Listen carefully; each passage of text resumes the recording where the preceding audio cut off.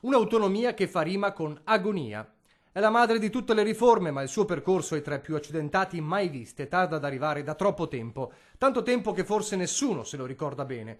Così da oggi le emittenti del network Media Nord-Est diventano protagoniste di quella pressione che il territorio del Veneto giustamente interpreta con le proprie pretese di efficientamento nella macchina amministrativa.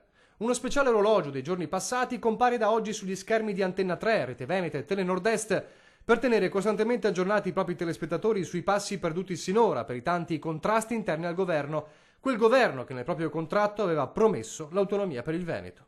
Parte un vero e proprio data lapse che ad oggi riporta come dal 22 ottobre 2017 siano passati 635 tramonti senza albe di novità.